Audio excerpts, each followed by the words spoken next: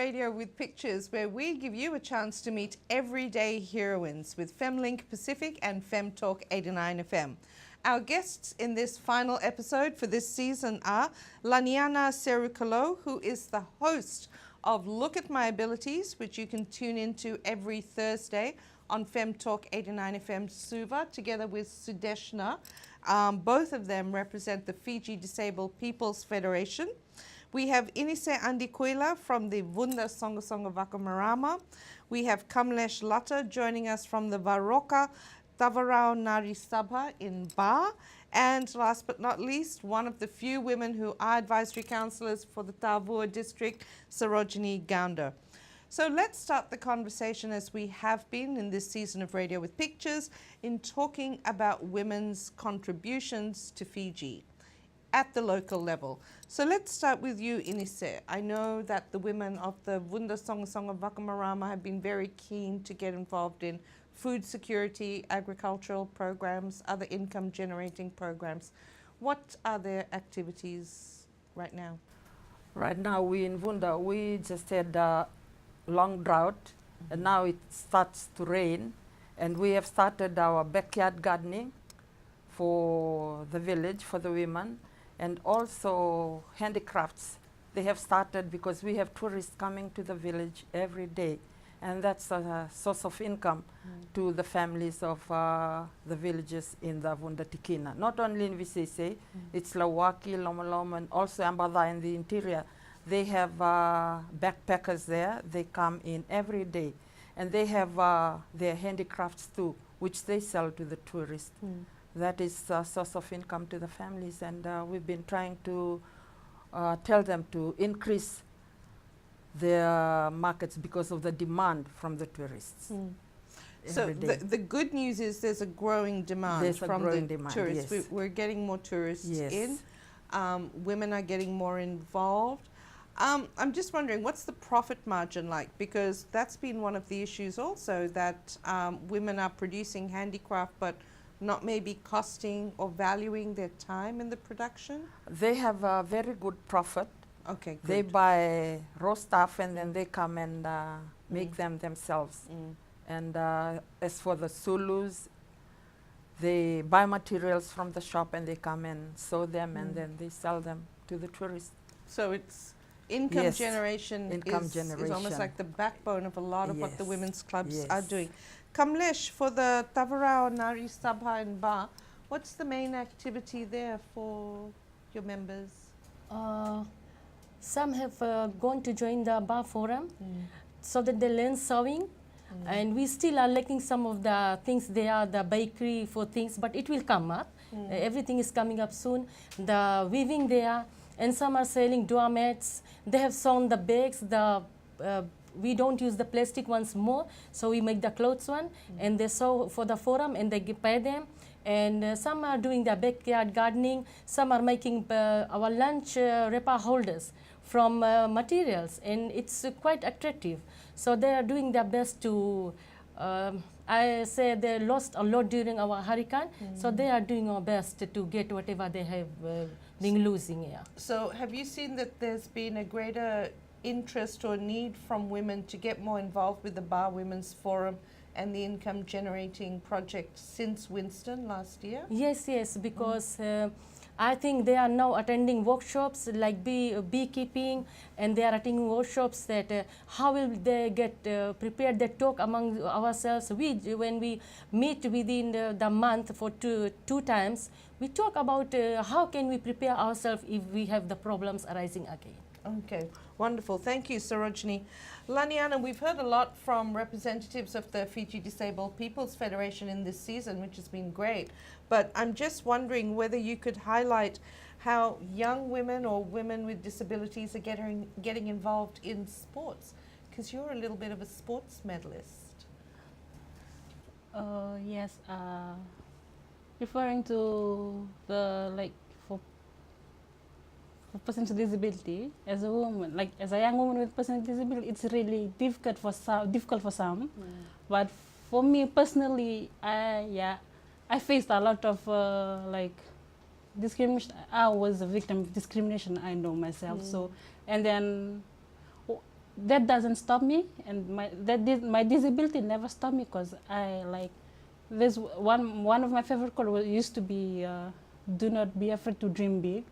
Like for person with disability out there, if you are interested in playing, and you should come over, like just join in. So what's the dream like right now for Laniana when it comes to sports? Yeah, I want to be the #1 world table tennis player. Okay. In the world, or specifically targeting the disability games? What are you targeting at the moment? Disability, Pacific region. Okay. So what's the next stop? How many medals did you win in the Fiji games? 2. 2. And that was for table tennis? Yeah, I had 1 already, 1 silver, and I had 1 gold in shot put, so I played it. Okay. And so you're aiming for the Pacific Disability Games, which are when? Actually, the Vanuatu games, I'm preparing for Vanuatu mini games, which will be held on the 1st December. Okay. So we'll be leaving at the 1st December, the game starts in the 4th. Okay. Sarojani, I'm interested because in this recent National Consultation for Women's Weather Watch, you made a really interesting point about women's involvement in the agricultural sector, that you really wanted to focus on beekeeping because of the drought, that you said it's been really hard, both cash cropping but also livestock management. So what are the activities for the clubs that you're involved in? I've already made a few clubs in my areas, so no, because it's easy for me to approach the women. If I meet the club, we can talk, just go and talk with the club, they spread the news in the community. So now we think we can't do cash cropping because it was drought now, and finally the rain is coming a little bit now. It's not raining too much, but a little bit. So we are not. They are doing the backyard gardening too, with the agriculture, with the farming. The women do their farming too. And also we are just waiting if somebody can give us some income generating projects, mostly like beekeeping. It doesn't take cost money. We can just set the boxes at one place, and then we can take out the bee honey every 6 months like that. For the poultry farm like that, it takes a lot. It's very costly because we have to buy the feed. The feed is very expensive now. It's $25 to $30 a bag. And not readily available if you live away from the main centers. It's very hard because they have to hire the van and take the food for the chicken. Right. So as we're finding out that there's a big reliance or a growing need to support women's income generating programs, women's economic security programs. After the break, more lessons learned from TC Winston and what are our recommendations.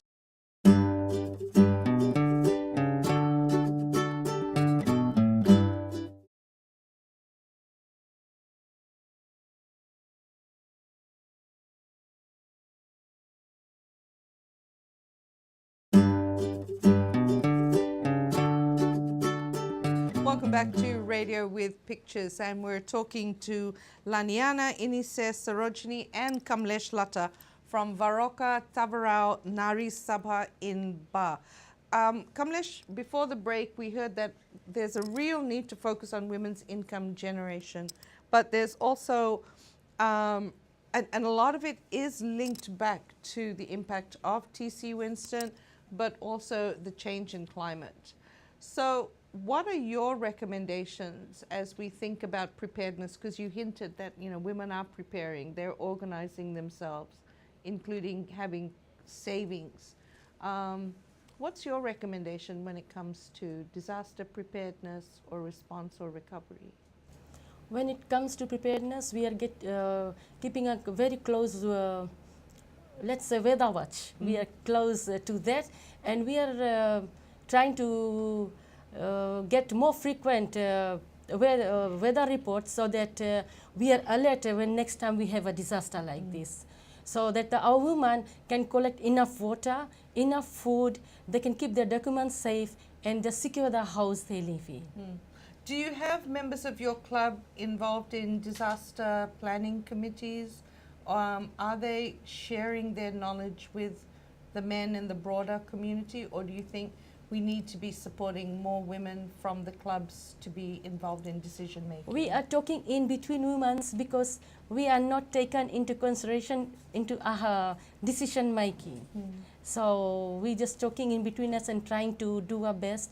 But better if we are taken into consideration in decision making so that we can help other women to prepare and get ready for whatever disaster comes in our daily life or it's a natural disaster. Laniana, as you hear Kamlesh, what are you thinking in terms of preparedness? What would be the information you share with your colleagues through the Disability Network, through the Look at My Abilities show? Yeah, listening to Kamlesh, so something that really stood out to me is like when about preparedness, because there's if something like if disasters are coming, women are the first. Like we are the first. Like it's because majority of the household women does it. So it's women who get to. It's not like you are born with. It's not like you have to learn it again. Well, women they are born with it, like how to prepare the love we have. So it comes naturally, but also at the same time, what Kamlesh was saying is we can also, if we're in these decision-making positions, we can also support other women and their families and communities as well. So we need to be supporting each other. Inise, for Vunda, Songa Wakamarama and the network, particularly the coastal communities, how are you preparing? Are you preparing, because you have to weather watch a lot, don't you? Yes. Yeah. We are preparing, especially after Winston, we learned a lot from that. In fact, it didn't affect us badly, but the lesson learned from the other sides of Fiji, we learned it too. And now the ladies have started with preparing because of the November to April season. And like last week, some women, I saw them in town buying like batteries, kerosene, stove and all that, preparing for this few months season. So we are preparing well because the men are there. They are the ones doing the things, big things, like if there's any house or anything that goes down, they are there to help. But we small things like we have in the house, we are the main, the number one. Managers. We are the doctors, we are the teachers in family, the women. Yes. I'm wondering also through the Songa Wakamarama network, are you also hearing anything from the women in the Asawas and Mamanuthas as to how they're preparing or also how they're responding to this, you know, the 8 months of no proper rain? Yes, we had a meeting last week and they have come up with that. They are preparing for all this food stuff and all that. They are storing them in case there's another disaster this year. How are they coping with water? What are you hearing about women? They have tanks now. There was this drought and then started rain again, and now the tanks are filled up again with the Asawa group. Okay. That's good. Sarojani, you're one of the few advisory councillors for the Tavua district who is a woman, and you were part of particularly the early response after TC Winston, and you've pretty much kept working in ensuring that the relief recovery for the communities that you're responsible for is addressed. What are some of the lessons learned as you sort of take a look back as to how maybe communities didn't prepare, and also how do we reduce their vulnerability and increase their resilience? After TC Winston, I find a lot of problems have been arising. So now, from then we started giving awareness program for the women in the community, because they are the first ones who come with the problems, not the men. The women come with the problems. So sometimes when we go through their house and we see the men say, no, nothing happened here. So we just pass by. And then we see the women running back and saying, Sarojani, this is happening in my house is leaking. And these are the problems when we see. When I saw this, I said, no, we have to collect the women. Now I am just thinking that if I get the appointment for my next advisory council, I am going to have my consultative members as a women, most of them as a women. If I have the women, they will come up with the problems and talk to me, and then after then they can move up to the district level. Yes, that's so what it's I'm thinking. preparing them Yeah. also. I was just thinking that if you're bringing women Yeah. into this consultative process, they're learning from you, they're working with you, Yeah. and then there's a greater chance of Yeah. more of them being appointed. Lately, I have been having some ministers in my community, so I push all the women to come inside for the meetings. Yes. So I was so lucky they did come, but they didn't want to talk. So Well, each step is a small then step and never a mind, good I was step. sitting with the minister. I said, Aarti, stand up and tell your pro. Then Right. they started talking. And after that, I said, see, you people can talk. So this is what we are doing now, and we are preparing for the preparedness and everything. Some wonderful lessons learned from TC Winston, including how women can lead and empower other women to be participating in decision making. After the break, in our final segment, we'll talk about the 16 Days campaign. Stay with us.